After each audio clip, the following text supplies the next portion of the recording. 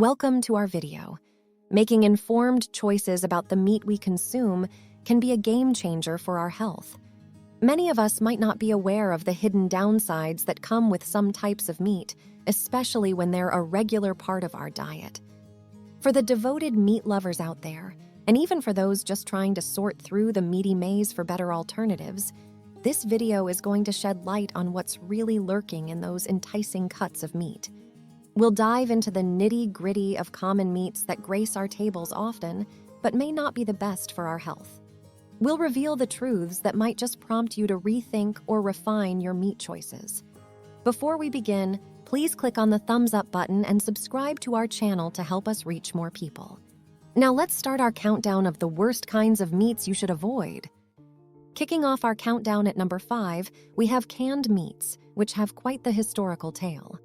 Their journey dates back to the 1800s, when they made their debut as military rations. These meats were cooked and cozied up in sealed containers, promising a long shelf life, and during the days of World War II, they practically became a staple in soldiers' diets. But fast forward to today, and canned meats, akin to their processed cousins, aren't exactly winning any health accolades.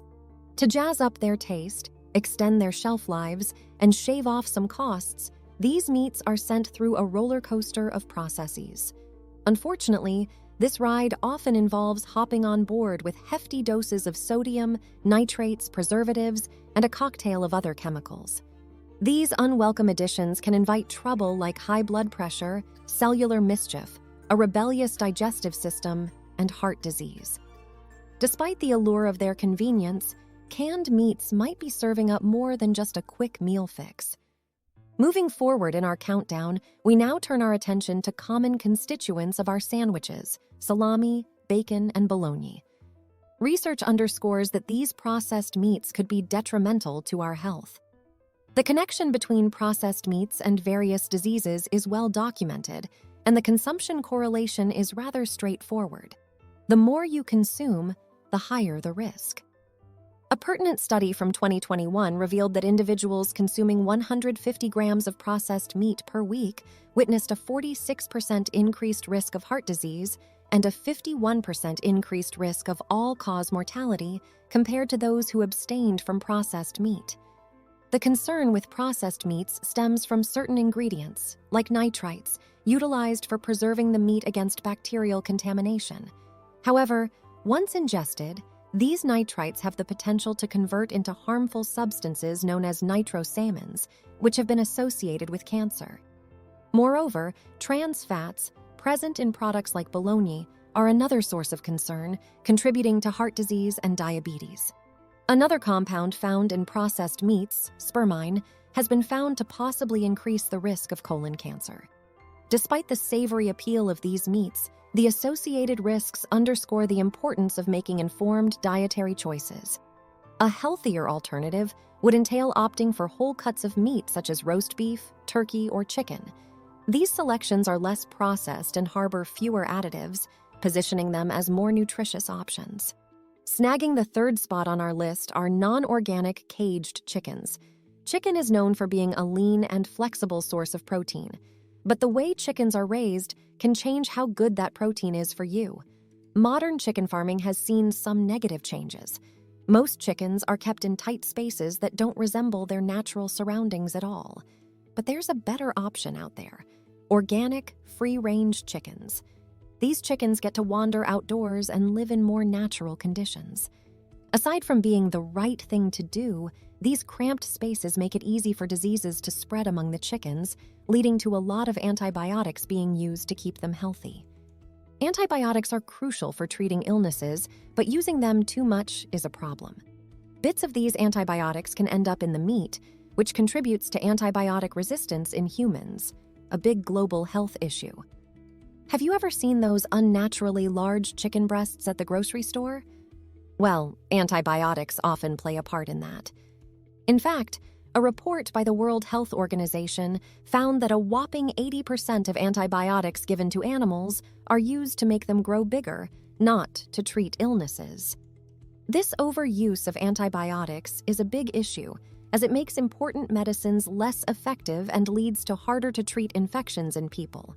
Moreover, non-organic chickens are usually fed genetically modified corn and soy. Now, let's talk about eggs. There's a big difference between eggs from pasture-raised hens and caged hens.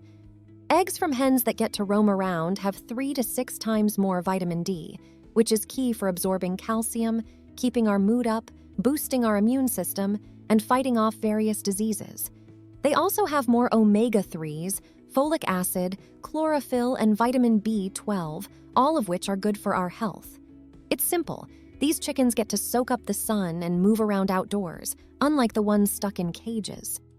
Going for the cheapest food option might save us some money now, but it could harm our health in the long run. It's a reminder that spending a little more on better quality can sometimes save us from health problems later on.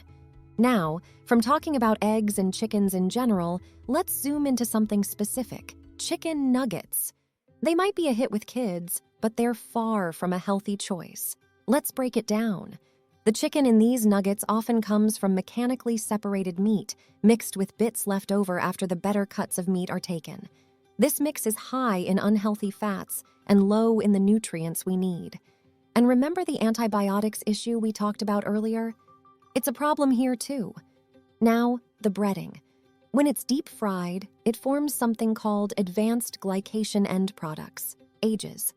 These things can cause inflammation and damage our cells, especially in our arteries. And let's not forget about the oil. Chicken nuggets are usually fried in cheap oil that's used over and over again. This leads to buildup of nasty compounds like acrolein, which messes with how our cells work. Studies have linked acrolein to chronic diseases like cancer, brain damage, liver and kidney problems, and heart disease. So what should we do? It's better to avoid chicken nuggets from restaurants. The risks are just too high. Even nuggets from the supermarket might be a bit better, but they still have issues. A smarter choice? Make your own chicken bites at home. Use ingredients like almond flour and your favorite spices, and bake them instead of frying. With these small changes, you can turn a food disaster into a tasty, healthier homemade treat. All right, let's dive into the beef scenario, focusing on grain-fed beef, which holds the number 2 spot on our list. Now, the journey of cattle before they hit your plate hugely influences the nutrition you get from the meat. However, deciphering the healthiness of your beef can be a tad complex, especially depending on where you're buying it from. A major hiccup arises from the fact that many cattle are fed grain-based diets, mainly corn and soy, which, let's face it, isn't their natural grub. Although this grain diet might help in beefing them up faster, pun intended, it ends up delivering meat that's lacking in some important nutrients and brings along an imbalanced ratio of fatty acids. Here's the rub. Grain-fed beef has less of the good omega-3 fatty acids and more of the omega-6 fatty acids, which isn't great news. This imbalance can usher in problems like inflammation, heart disease, and certain types of cancer. A study from 2010 shone a light on the fact that grass-fed beef is not only richer in omega-3s, but also has more precursors for vitamins A and E, plus antioxidants that combat cancer. This points to the fact that it's not just about omega-3s, it's about the whole nutritional package that comes from cattle munching on a natural diet. Now, the living spaces of these cattle matter a lot too. Cattle holed up in tight spaces can easily catch infections, hence the increased use of antibiotics. The stress from such living conditions can also lead to lower quality meat and might even play a part in causing chronic diseases in humans. On the flip side, cattle that are raised in open pastures have room to move around and engage in natural behaviors, leading to healthier animals and consequently better meat. So, how do you make sure you're getting the good stuff? Keep an eye out for labels that say grass-fed. If it's not labeled, don't shy away from asking the butcher. Also, look out for beef from farms that prioritize animal welfare and sustainable farming practices.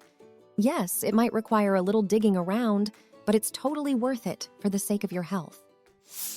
All right, cruising to number 1 on our list, we have the ever-tempting hot dogs and hamburgers. They may tug at your taste buds, but health-wise, they're not the pals you want to keep. Let's peel back the layers, beginning with the meat.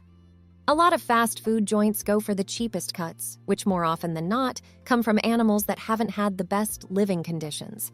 Think overcrowded spaces, a cocktail of antibiotics, and other snags we talked about earlier. Now, these meats are typically heavily processed, jam-packed with filler ingredients, unhealthy fats, a salt overload, and sometimes even sugar. They're essentially concoctions whipped up in a lab aimed at hitting our brain's "more please" button, a notion known as the bliss point. This bliss point is like a sweet spot that food makers aim for to get us hooked on their stuff. It's all about tickling our brain's reward system to keep us coming back for more. But here's where the plot thickens. These processed hot dogs and burgers come with a side of serious health hiccups. We're talking heart disease, cancer, diabetes, digestive problems, and even hormone imbalances. Then there's the whole drama with trans fats. These fats have been dubbed as one of the nastiest things for our health. They jack up the risk of heart disease, diabetes, and more. They mess with LDL cholesterol, make our blood platelets clingy, and take a jab at our artery walls. A perfect storm for plaque buildup, blocked arteries, and heart attacks. Now let's chat about that soft bun cradling your burger. It might look innocent, but it's usually crafted from refined flour and sugar. Translation? It's a ticket to spiking your blood sugar levels, stirring up inflammation, and making your body cranky with the processed meat. And of course, what's a burger without a dollop of ketchup, mustard, and mayo? While these condiments add a burst of flavor, they often come with a hearty serving of sugar, salt, and a cocktail of chemicals. But hey, there's a silver lining. If burgers are your jam, you can whip up a healthier version at home. Go for quality meat and pile on vibrant veggies like beetroot, tomatoes, onions, herbs, and spinach. Top it off with a homemade guacamole mayo or a tomato sauce spiked with your favorite spices for that extra zing and heart-happy benefits. And here's a golden nugget for you. Toss some avocado on your burger. A study from UCLA highlighted that adding avocado could dial down markers of inflammation linked to heart disease. By teaming up anti-inflammatory champs like avocado with your burger, you're not just treating your taste buds, but also giving a nod to your heart health. And there you have it, 5 worst kinds of meats you should avoid. Unraveling the truths about seemingly harmless foods can open our eyes to their real impact on our health. Knowledge, as they say, is power. Remember, the choices you make on your plate play a major role in steering your health journey. So staying informed is key. If you found a nugget or two of wisdom in this video, smash that like button and hit subscribe to stay in the loop for more eye-opening content. Got any burning questions or thoughts on the foods we dived into today? Or perhaps other health topics you're curious about? Don't be shy, drop them in the comments below. Thanks for tuning in, and see you in the next video.